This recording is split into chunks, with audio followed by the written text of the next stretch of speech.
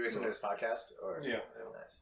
Yeah, I like him a lot. I think he has a lot of really good ideas, and he thinks really clearly. Do you know, like, are you going to give an intro about who he is? Sure, I can do Because you that. could probably do that now. Yeah, so for those that don't know, Sam Harris is a neuroscientist, and how long did he study? So he went over to India, and he studied, is it India, or is it? I think so. Yeah, so he went over to one of the Buddhism. Buddhist countries, and he studied under Buddhist monks for, what was it, like 3 years? It was or something? 3, yeah. And so he's done a lot of meditation and a lot of looks at meditation, and now he more functions as sort of a philosopher. He just kind of he's written a couple books, and he talks a lot on his podcast with like various people about philosophical topics and just sort of things in the political dialogue and his feelings on that. So he's more of like a political commentator and a philosopher at this point in his life. I don't really know how much he contributes to neuroscientific research, but I know that his stated interests lie much more in moral philosophy. Yeah, the main thing about, he got a bachelor's in philosophy, which got him really interested in values, and then he became a neuroscientist because he wanted to use that technology to be able to do it. So his PhD was basically, and like him working in the lab, was trying to distinguish which brain areas actually functioned for values. Nice. So he would interview people and like try to figure out whether or not like certain brain regions would be more distinct during evaluations, Yes. Versus like mathematical like that. So that just gets into his really interesting research. So That's cool. yeah, I would recommend definitely looking into that because he did do I some should really do cool that. research in that. Yeah, so I think one of his biggest talking points, and one of the things that he's the most well known for, is that he's a huge critic of religion, in particular Islam. Mostly dogmatic interpretations of those, but he is pretty anti-religion in general, and that's one of the biggest clashes that he and Jordan Peterson have, honestly, is that Jordan Peterson thinks that there's a huge amount of value in religion, whereas Sam Harris thinks that there's value in it insofar as it's a philosophical text and there's philosophy within it that can be useful, but he thinks that it's fundamentally weaker than other sources of that same philosophy, and that you can find better representations of those philosophical ideas from other sources, and that the sort of deifying of the text inherently makes it worse. Right. And I tend to agree with him on that. I think Yeah, me too. I like that Jordan Peterson actually did like an in-depth look at Christianity from a psychological perspective, and he actually has those lectures online, which are pretty interesting. And I think there is definitely a lot to be gleaned from that, and it's very interesting from a historical and psychological perspective. But I would agree with Sam Harris that if you want to dive into philosophy, it's far better to do it, one, knowing that you're reading the thoughts of people and not some deity, right? Yeah. So to think Some that abstraction. think that a deity wrote these things is pretty silly. It's not an abstraction, it's like the abstraction. Right. The yeah. abstraction. The one who makes the There is Yes. no abstraction other than this. Yeah, abstraction. exactly. Yeah. And I think Jordan Peterson's idea of God is very interesting, and the way that he talks about it is really interesting. But I think as far as trying to orient your moral values and to think of philosophical ideas, it's much better to do that with philosophers and what they've written. So anyway, that's sort of my view on his views of religion. And he's actually written a book with Majid Nawaz or something, I can't say his name, but about Islamic reform, because Islam is the one that he thinks is the worst, because the Quran is so difficult to interpret in a way that's not violent and inherently divisive, and he points to that as causing a lot of huge problems in a lot of Islamic communities, and I would tend to agree with him in that regard as well. So yeah, I would say overall I agree with him in a lot of ways on a lot of things, but there's certainly some political points that I don't agree with, and we'll get into some of those in that when we talk about gun control, if we get there today. We better. We gotta get all this shit. I know, started. we got a lot of shit. What are we at time wise? It's 12:30 right now. Started What- at 10:30. You're the one with The that actual thing. time. I mean, the religion thing, Oh, I yeah. agree with Sam Harris almost completely, but he wants to restructure Islam versus, I think religion overall is just outdated. Yes, I agree. And I think naturally we're going to move on, but I think the Okay. sooner the better. Yeah, I think his sort of argument, the way I understand it, for restructuring it is that the way that we've moved into a more secular, or not secular, secular society. Man, secular society. There we go. The way that we moved into a more secular society in terms of Christianity was by sort of incremental reform in terms of, you know, taking away, we don't really look at the Old Testament anymore. Yeah. And then it sort of evolved naturally. I think that he sees that as a fundamentally more likely route for reform rather Has than Islam not done that? Not It's like really their at all. holy Yeah. scriptures that they don't touch. they haven't really reformed it as far as I know. I mean, we're considered the most Christian nation on Earth. America is. So Well, but- that seems wrong because I know that Orthodox Christianity is really big in Russia. Like they have the kind of thing with like killing gay people and all that sort of stuff. I'm not saying that there aren't going to be more Christian, like more extreme Christian people in Are you talking Russia, about but I them? mean actually like are the most politicians. We have the Oh, most okay. politicians who say they It's are like Christian. 70 or Interesting. 80%. We just, I mean, Yeah, the that- Of course, they population. just say that. So The that they get population Exactly, of but- like how many people believe in these things, I think, is the highest Right. here. Interesting. Russia is a much more authoritarian society, so maybe that manifests in a more extremist way. Yeah. But that's kind of another one thing that I generally tend to have some problems with what Sam Harris talks about is it seems to me like he thinks all of the extremism arises from the ideas within the text itself, which I think there's a lot of truth to that. But I also think it has a huge amount to do with the material circumstances of the culture at that time. So, I mean, you know, Islamic fundamentalism certainly has seen an enormous increase with the American wars in the region. I mean, terrorism has gone through the roof since we invaded. I don't know the exact numbers, but it's way higher than it was before we invaded Iraq.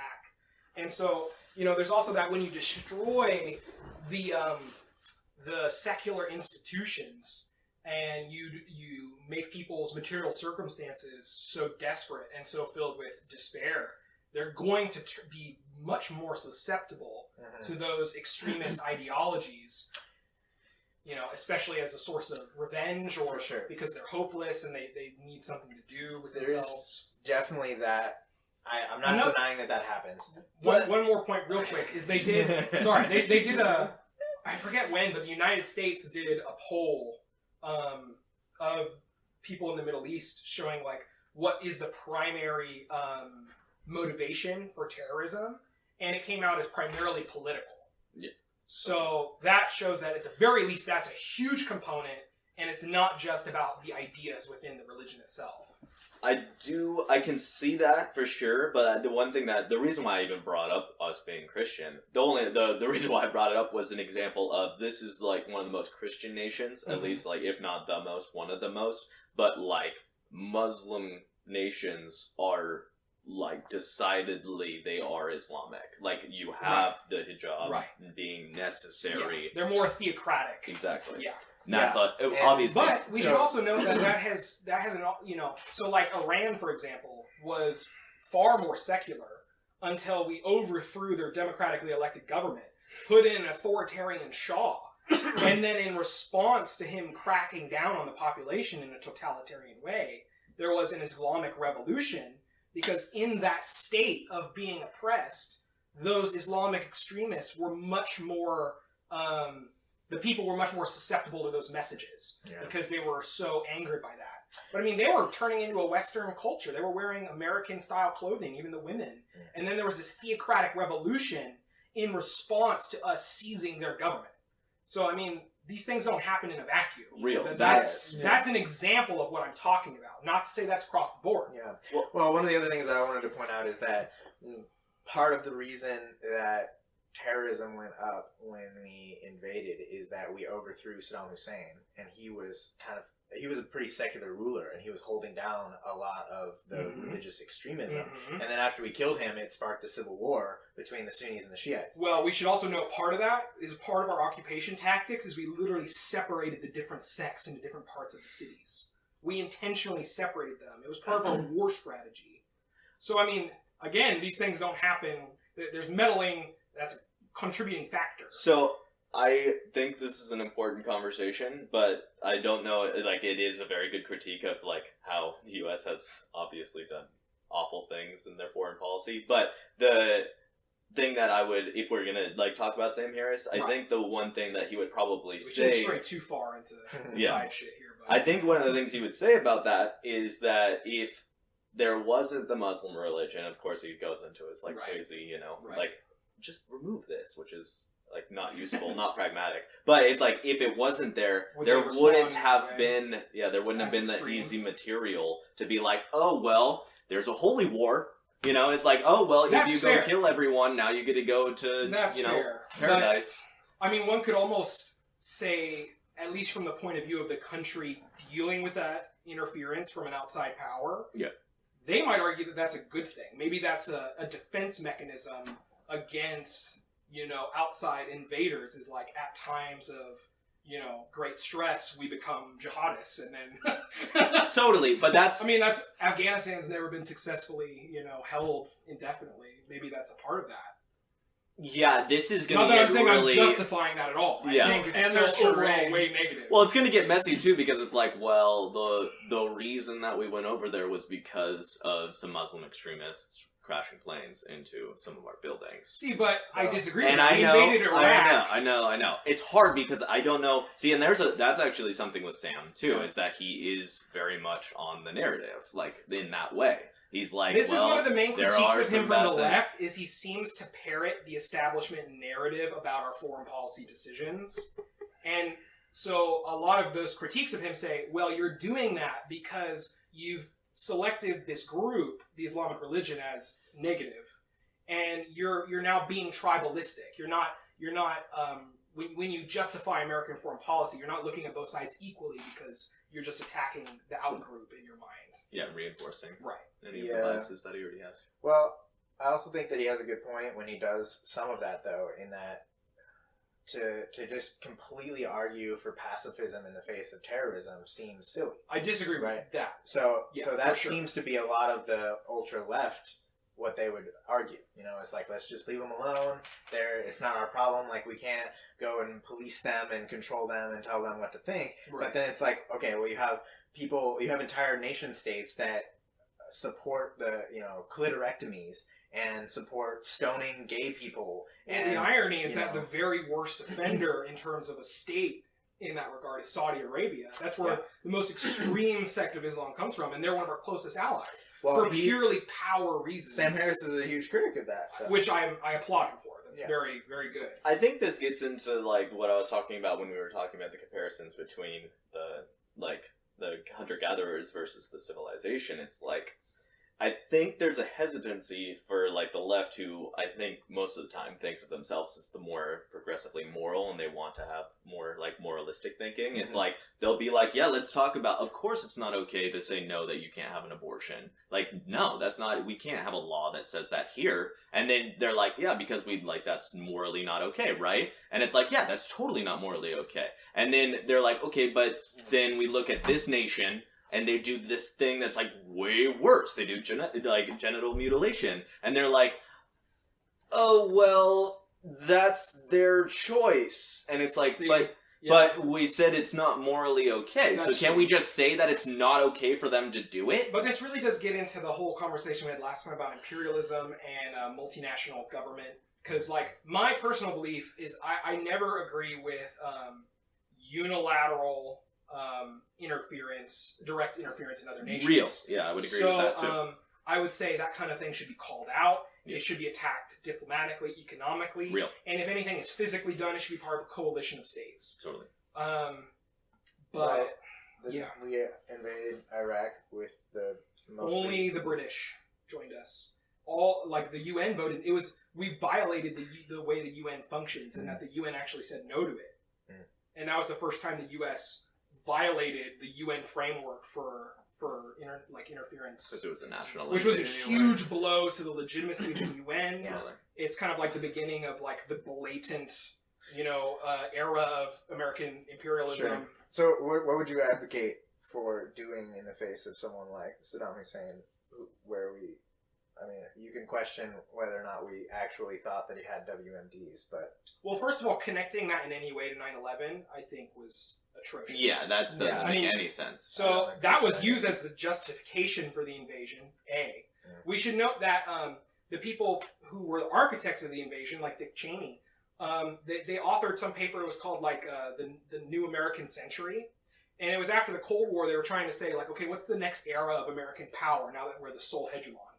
And they talked about how we would need a new Pearl Harbor as an excuse to project American power and cement American hegemony. That's where you get all the conspiracy theories of Yeah. 9/11. See, I have no position about 9/11 being an inside job or anything like that. But clearly, like it could be, it could not be. Yeah. But clearly, we use 9/11 to further our geopolitical aims that had nothing to do with the reasons we cited.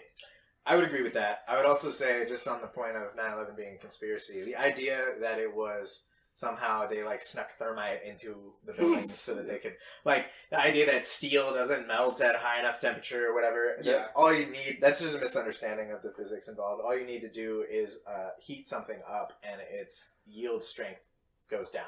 And they've seen that in many cases where you have a fire and it heats up the metal that was Makes it holding more up the building, malleable. and it makes it more malleable, and then all of a sudden it can't support the weight anymore. And they had a lot of cascading problems where some of the beams were hit and damaged, and they also knocked some of the fireproofing off, and then so anyway, The it's fire completely spread and, it's completely plausible that just that plane knocked it down. I've always tend to thought that 9/11 was totally legit. Yeah. Maybe there was some problems in terms of not trying to stop it as well as we could, whether Sure. it's bureaucratic or intentional. Yeah. I tend to think it's still bureaucratic. If there's gonna be a conspiracy, I think it makes the most sense to have it in that regard. Yeah, we just clearly chose to like retaliate. I care so much You more know, about it's how like- we used it to wa- justify our actions afterwards. Yeah, That's sure. the real conspiracy, and we know it's true. So It's just like moralistically, we're okay to start a war now. Yes. Yeah. Like I don't know why we should focus on like these unanswerable conspiracies instead of the very real implications of the real events.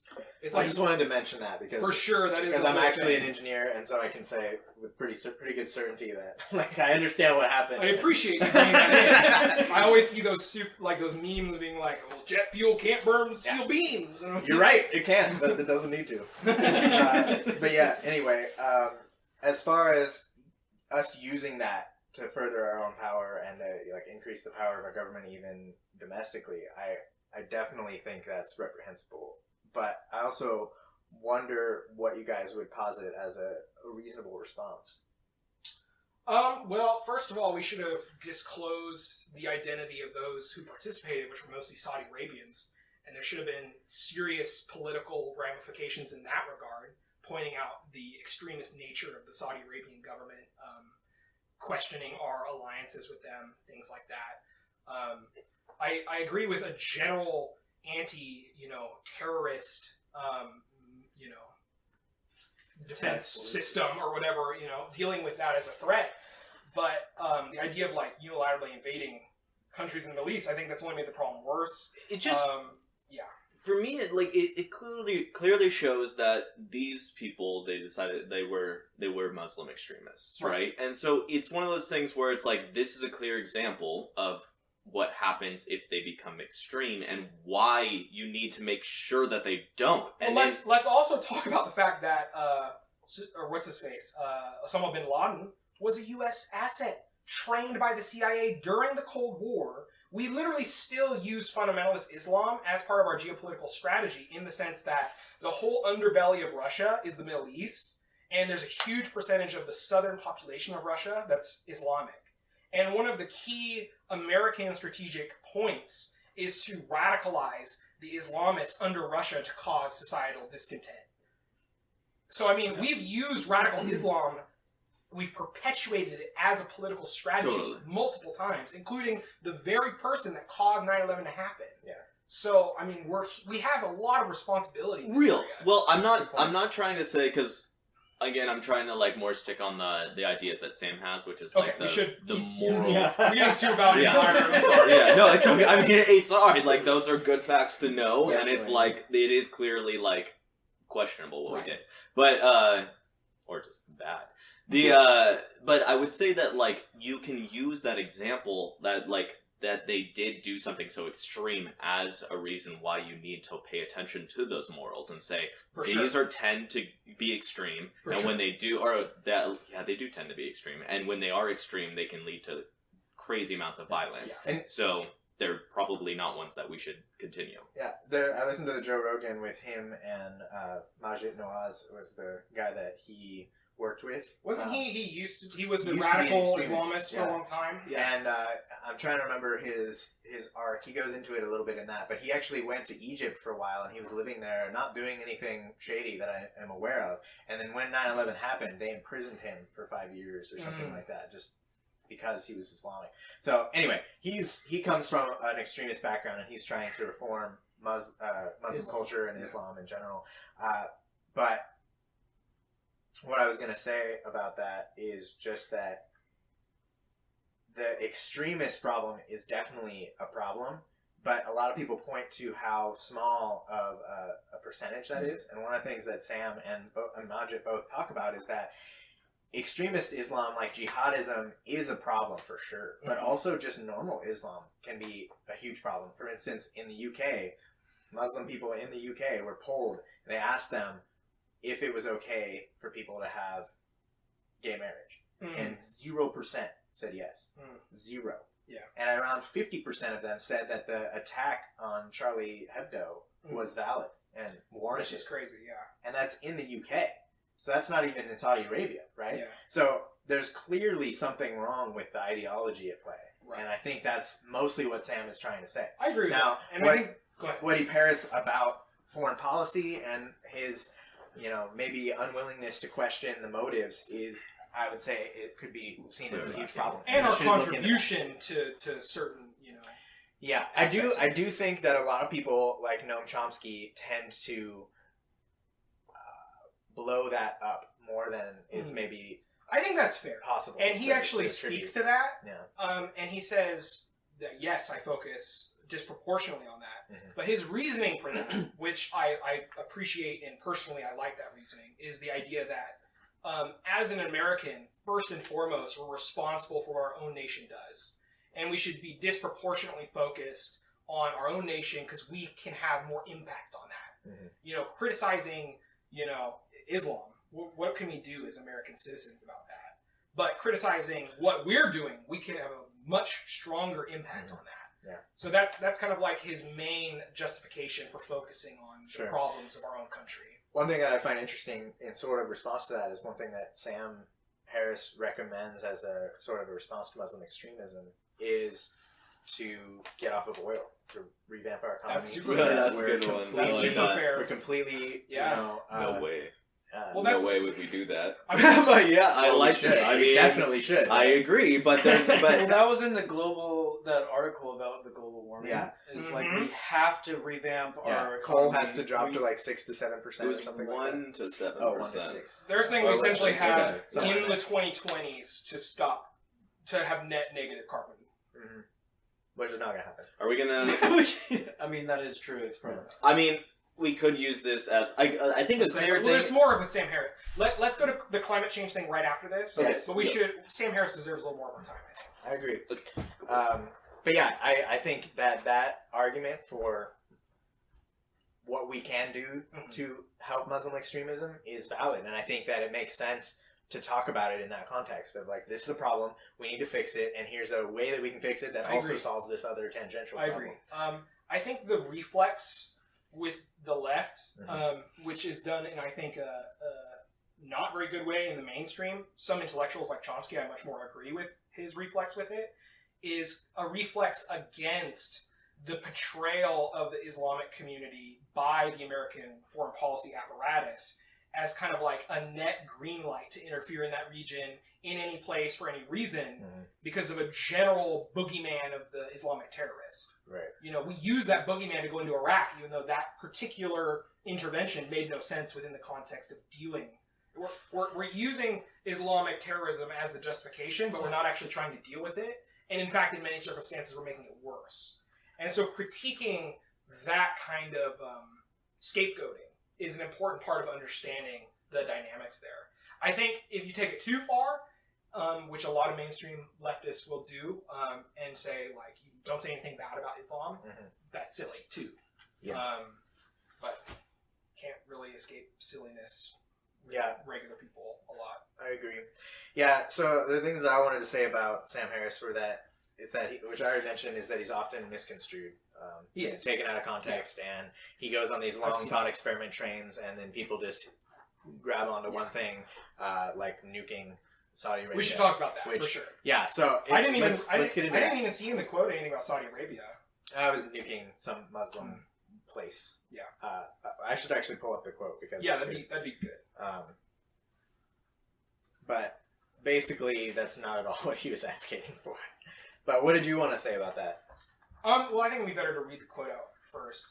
But well, I guess we're just gonna get into it. It was Richard Wolff, is that right? Oh no, Chris Hedges, right? Well, I didn't even hear like Chris Hedges talk about it. I saw the quote online somewhere, but I guess Chris Hedges and him debated, and that wasn't part of their debate. But Chris Hedges has talked about it afterwards. I've seen. But anyway, yeah, he talks about just the. Do you have the quote up? I do. Okay, go ahead and read it. So this is from The End of Faith by Sam Harris. It says, "There's little possibility of our having a Cold War with an Islamist regime armed with long-range nuclear weapons. A Cold War requires that the parties be mutually deterred by the threat of death. Nations of martyrdom and jihad run roughshod over the logic that allowed the United States and the Soviet Union to pass half a century perched more or less stably on the brink of Armageddon. What will we do if an Islamist regime which grows dewy-eyed at the mere mention of paradise ever requires long-range nuclear weapons? If history is any guide, we will not be sure about where the offending warheads are or what their state of readiness is, and so we will be unable to rely on targeted conventional weapons to destroy them. In such a situation, the only thing likely to ensure our survival may be a nuclear first strike of our own. How would such an unconsiderable act of self-defense be perceived by the rest of the Muslim world? It would likely be seen as the first incursion of a global genocidal crusade. The horrible irony here is that seeing could make it so. This very perception could plunge us into a state of hot war with any Muslim state that had the capacity to pose a nuclear threat of its own. All of this is perfectly insane, of course. I have just described a plausible scenario in which much of the world's population could be annihilated on account of religious ideas that belong on the same shelf with Batman, the Philosopher's Stone, and unicorns. That it would be a horrible absurdity for so many of us to die for the sake of a myth does not mean, however, that it could not happen." See, I have a lot of problems with that. Or It's like he personally responded to his own thought experiment in the same statement. It's He almost like at the end he like got really personal about how he felt about that. So I think that's really the only part he really like fucked up with as far as that goes. Because Well, my problems with that, there's a few problems I have with that. So, Okay. first of all, talking about a regime, so we need to differentiate. Are we talking about like a rogue terrorist group like ISIS getting a nuke, or are we talking about a state, an Islamic state getting a nuke? Like Iran. I mean, he yeah, just like says Iran or Saudi Arabia. he just says Islamist regime. Regime So- makes me think a state or a government. And I think the characterization that he's doing of kind of like an Islamic extremist, I don't think would hold up in terms of a government. Yeah. I mean, So- it really might, but I think the vast majority of the time, those in those positions of power Mhm. are not going to operate on those principles. They care more about sustaining their power. Yeah. I mean, if you look at the actions of the Saudi Arabian government, it is in no way in line with, you know, like the Islamic religion that predominates in their region. I mean, they have these big orgies and all kinds of crazy shit. And, you know, they'll work with the United States, Yeah. and they care about money and their power and all these different things. Also, if you had a problem with a nuke-bearing enemy that wasn't going to be able to have that détente, a nuclear first strike would never be the option. I mean, you'd send in, you know, something more targeted to deal with the threat of the nukes itself. And I just think the saying that a nuclear first strike would be justified is just so irresponsible to me, especially within the context of the anti-Islamic fervor of American foreign policy.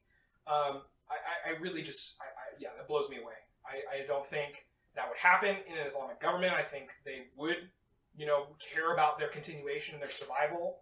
And if we were to need to get rid of their nukes, I think it would be a more targeted operation, not nuking an area where we would kill untold number of civilians. Well, no, what about defense too? You know, it's like it's as if they got a nuke and if they used it and shot it at us, like it's not like it's like an unstoppable force, Well, right? his I mean, depends. His But- premise was that it was, but that's I guess, because that was his thought experiment. There's also you know? So, first of all, a regime is specifically a government, especially an authoritarian one. Okay. So, So, I mean, we look at Saudi Arabia or North Korea. I mean, these people, when you look at their history, they take actions very much based on the fact that they want to stay in power. Yeah, they're I not agree with that. self-destructive. I agree with that. I think the purpose of this thought experiment is to understand how much of a threat it could pose. And maybe that's unfair because of what you're saying, that if they were to take over an entire state, they might not act like that. But I don't think it's unreasonable to assume that if ISIS could pull together the resources to make a nuke, they would try to.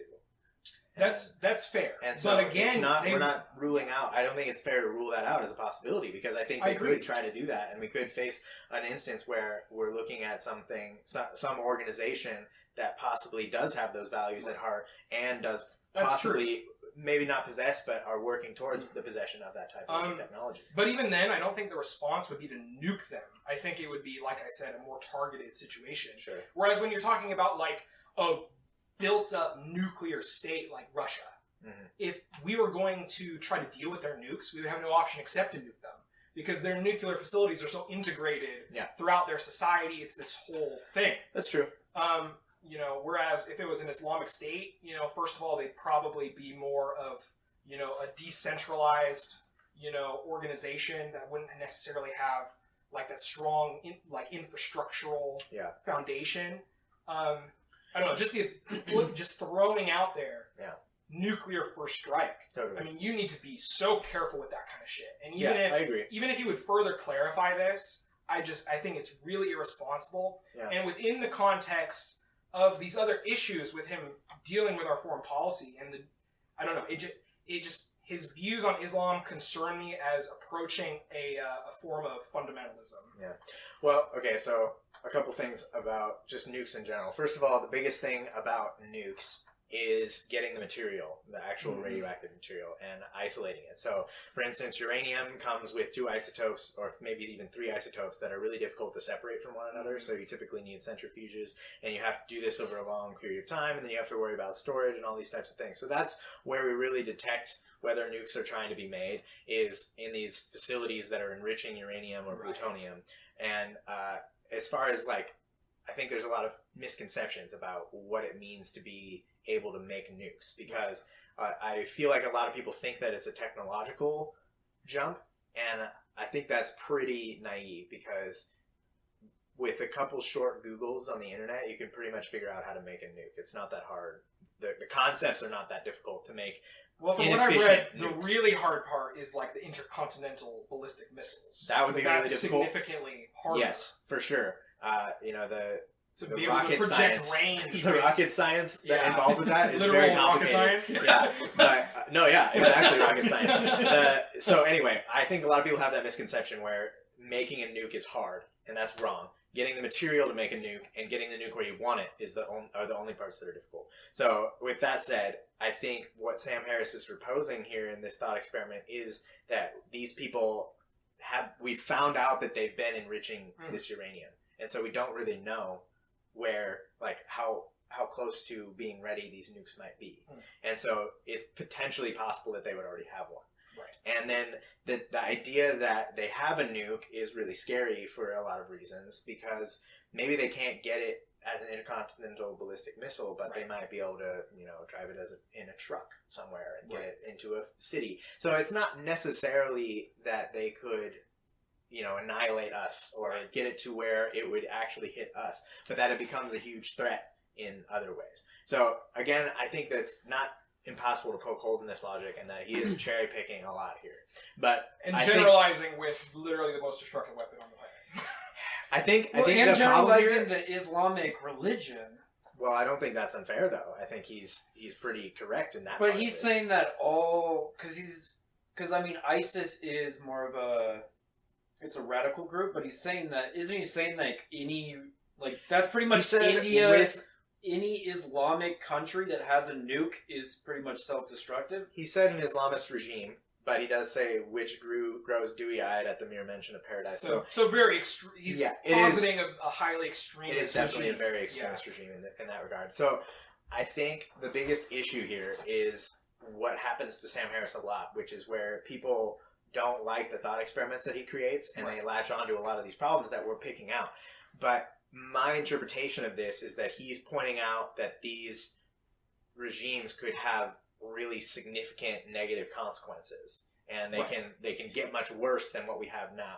So he's trying to make the case that these are things that we really, really need to deal with. He's not necessarily saying that this scenario is right. Mhm. Now, I think he could be a lot more careful in doing that, and I think he should. And I agree with you that even tangentially advocating for a nuclear first strike is not a good idea. Yeah. Even though he's specifically saying that in the context of how ridiculous that would be. Right. I agree that it's kind of irresponsible to do that. See, But- I could see so easily with kind of like the the war fervor in the American establishment, especially right now. I mean, there's a lot of neocon war hawks in the Trump administration.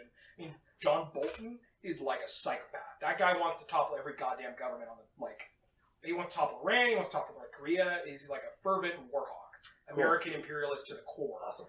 I mean, I could see this kind of argument so easily turn into like, we need to nuke Iran right now. With the if you just look at how they're talking about Iran right now, they're wheeling up to go to war with Iran very slowly, and they canceled the Iran nuclear Iran. Well, No. they're the But most we made the capable Iran of deal. making nukes. That's what We had the Iran deal with them, which the entire international community said this is a good framework for stopping them to get a nuke, and it's going to ramp up the more that we let go of the sanctions and all these different things. Yeah. And Trump canceled it, and is now ramping up war talks, re-implementing sanctions. I mean, they're moving to go to war with Iran for geopolitical reasons. I think Sam Harris would be extremely critical of that, personally, Probably. from what I know. Probably. But that kind of overgeneralized argument against Islam, well, I think he has a lot of really good points. I'm just so focused on how that's being used by our imperial apparatus that it just really makes me uncomfortable. And I don't think he looks at that enough to kind of take that into account. I mean, I was watching an interview with him on Joe Rogan, and he was critiquing some things an independent journalist, Abby Martin, who I like a lot, was saying about him, and the Iraq War and stuff like that. And Joe Rogan asked a question where he was like, "Well, have you seen how much, how many civilians are killed by our drone strikes and stuff like that?" I wish I looked at the context of that surrounding argument because I think it was really relevant. But he essentially said, "No, I haven't looked at that." And that kind of thing, it just seems to me that he doesn't look at the other side of it. How are we causing these things to occur? He sees it in a vacuum because he's looking at Islam as a religion as the source of all problems. Yeah. Well, In my I mind. think you're extrapolating a lot. From I this am. because And let me just